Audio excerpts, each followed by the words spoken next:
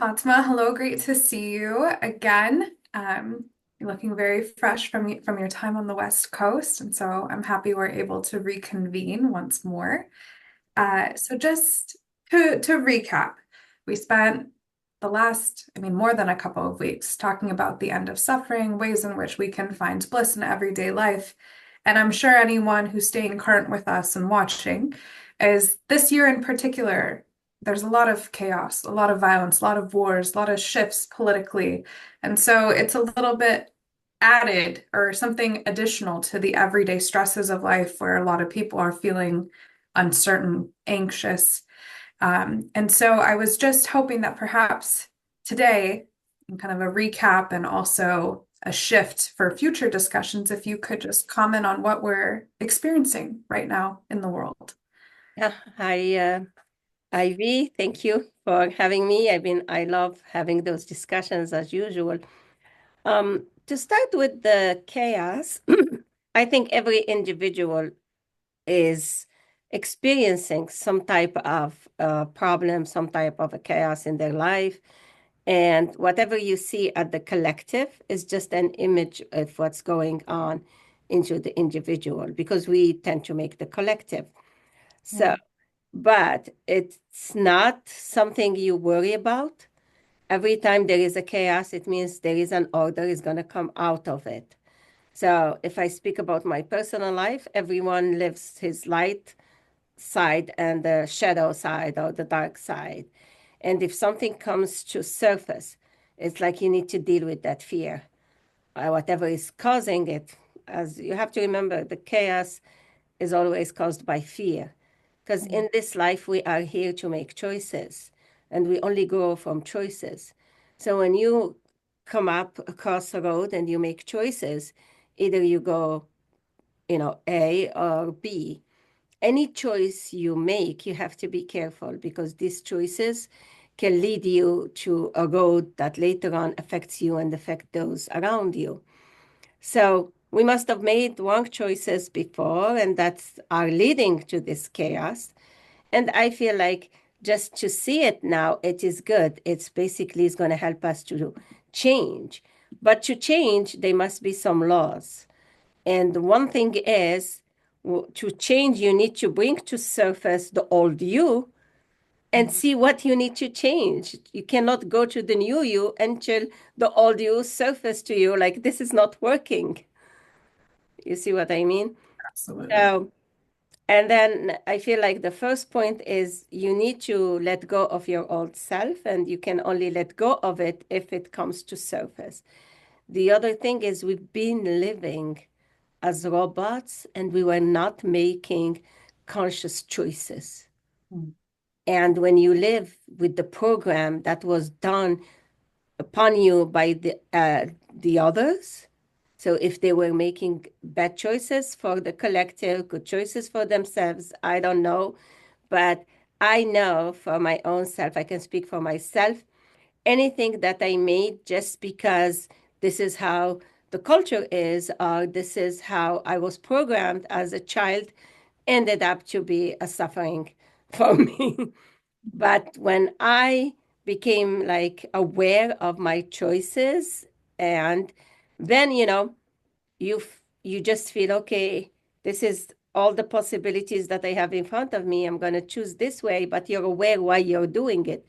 Mm. And then you just understand you're going to learn from that experience. So that's one thing I feel.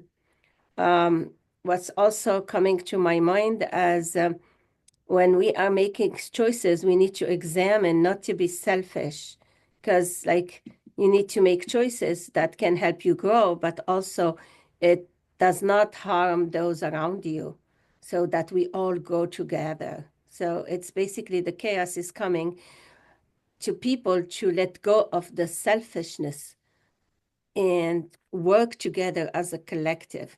Like you can see now all over the world, you may find the multi-billionaires, but then you can find like the people that don't have to eat, don't have what to eat.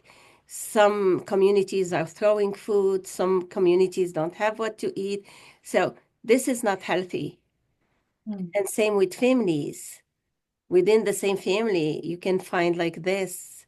And I think like if we really want collectively as human family to start to see that as that's why it's not working, that's why there is a chaos. Even Mother Earth is like crying. You see the earthquakes, you see what's happening. So I don't know. I don't know what you feel about it, but that's what came to my mind as you asked the question. I think it's great, and it's kind of going into both elements, right? Because we have chaos happening on a global scale, Hmm. now more than ever, or at least we're more aware more than ever, and Yeah. then also as always on an individual scale. And so I really appreciate how you're framing it as really a reflection and actually something in the long term that will be positive. So perhaps this is really just a call for all of us to evaluate, because we don't really have to evaluate what's not working when things are working, right? Then Yeah. we're able to live life, not as consciously as we could, because I think many of us take for granted situations that we're in. And now it seems not only within the United States, but more a global call of assessment. And so I guess in that sense, you answered my question, especially going to fear, is maybe we should just first reframe the global situation, that it's not something to be fearful of, but really it's a call to action on so many different fronts, and to view it as sometimes we need destruction to build something better, Yeah. however you want to interpret that. And then that's equally true for ourselves. And so once we can get over that fear, reframe it in a way that at least we can cope with it in a better way than we were, then we can really start looking inward on, I can't change the world, but I can change myself, and Exactly. be more conscious about those choices that you had mentioned. So Yeah. if I'm understanding correctly, that's what I took away from it. And, already just, restating what you have said, at least for me, it resonates and helps. Yeah, I mean, if I add one thing is we need to take full responsibility, like you said, to change ourselves, to help our families, and then to move globally. Like now we are one like global human family. What's coming to mind is we are, as a human species, we are evolving and we are shifting to become more conscious, more aware. What they call Christ consciousness or Buddha consciousness or Muhammad consciousness. When I say Muhammad, just because you know, I grew up with the Sufi culture, and we used to say that's what we call a great character. Okay, someone who grew up with the Buddhist culture, that's what they see as the great character. So we're shifting. Consciousness is shifting to that. Now, Christ consciousness is basically what we call in our culture Isa. I mean, he was able to heal just with his consciousness, and now I myself, I belong to a group of people that we meet weekly to just like sit down together, collectively meditate and try to do distance healing. Um, there is like a lots of professors, a lots of teachers, spiritual teachers that are doing that, healing with their consciousness. So I feel we are shifting, we are um, evolving. I can call this year, I don't know, it's just like my own feeling. The year 2025 is a year that's really bringing the chaos to surface. So it's either we evolve Mhm. to a higher consciousness, or basically you're going to die. You just cannot function. I don't mean like literally the death, or maybe it has to happen, but it just like we need to bring ourselves to a higher consciousness. So this chaos to me is not as bad. It is like basically it's a transition. It's Mhm. just like, it's like what you see in the life cycles between every time you transition from one thing to something else, you see that. So hopefully, whoever hears this video will be inspired. Like, don't worry about it. Just watch what's happening, like what's happening in your own self or your own family, and see how you can bring it to light. So basically, it's our dark side as a collective human is coming to the light, and Mm. we need to just address it to grow, you know?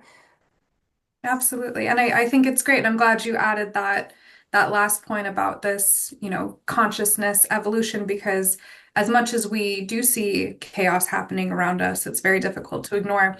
I will say I've noticed, at least across the boards and other studies can show, is that as a collective, a lot of people are turning to spirituality, turning to religion, searching for answers and meaning. And so you see that happening organically. And so it very much aligns with everything we talked about. And I look forward to our future discussions that can hopefully dive into these topics deeper because they're very relevant and, I'm sure Yeah. helpful. Yeah, I have been researching between, Jesus, Moses, Muhammad, all of them, these ascended masters, prophets, messengers, all of them that walked the earth about before us. And I always had that interest is understanding how they led those around them to a better life.